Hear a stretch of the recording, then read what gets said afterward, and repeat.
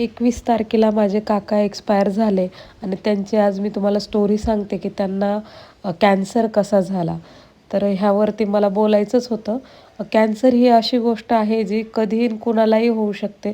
कारण मी स्वतः डोळ्याने बघितलं. जे माझे काका होते ते इतके म्हणजे निर्व्यसनी पर्सन, अजिबात आणि एकदम फिट अँड फाईन माणूस होता. खाणं-पिणं सगळं व्यवस्थित आणि एक्सरसाइज सगळ्या गोष्टी होत्या त्यांच्या आणि तरीही त्यांना कॅन्सर झाला.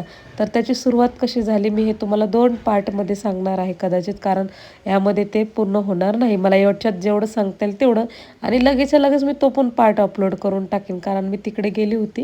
तर मग त्यांच्या घरी 13व्याचा प्रोग्राम होता त्याच्यासाठी. तर मग मी तुम्हाला त्या पार्टमध्ये पण बाकीची स्टोरी सांगणार. तर माझ्या काकांना गेल्या 1 वर्षापूर्वी कॅन्सर डिटेक्ट झाला गेल्याच वर्षी आणि त्यांचं वय 71-72 आहे.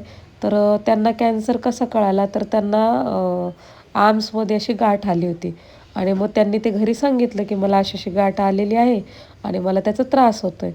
मग त्यांनी ते चेक केलं तर ते कॅन्सर डिटेक्ट झाला. पण मग तेव्हा कोणाला माहीत नव्हतं की तो कुठला आहे, काय आहे?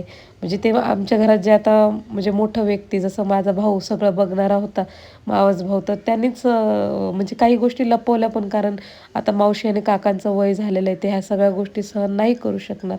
म्हणून त्यांनी असं सांगितलं खूप छोटासा आहे आणि बरा होऊन जाईल लगेच. फक्त 5-6 केमो घ्यावा लागेल आणि त्यांनी ते 5-6 केमो खूप मस्त पार पाडले. पण त्यांना इतका त्रास व्हायचा केमो घेतल्यानंतर, भयंकर त्रास व्हायचा त्यांना. रडायचे ते, जीव सोडून दिल्यासारखे करायचे. मला नाही राहायचं आहे आता, मला खूप त्रास होतो, जेवण नाही जायचं. त्यांना खूप त्रास, त्यांनी वेदना काढल्या असं म्हणायला तरी हरकत नाही. आणि त्यांच्यासोबत बाकीच्या लोकांनाही त्रास होत होता, कारण त्यांना बघून पाहिलं जात नव्हतं. मग पुढे चालून मग त्यांची ट्रीटमेंट खूप छान चालू होती आणि तो कॅन्सर ज्या गाठी होत्या त्या पण गेल्या होत्या आणि सगळं नॉर्मल झालेलं होतं.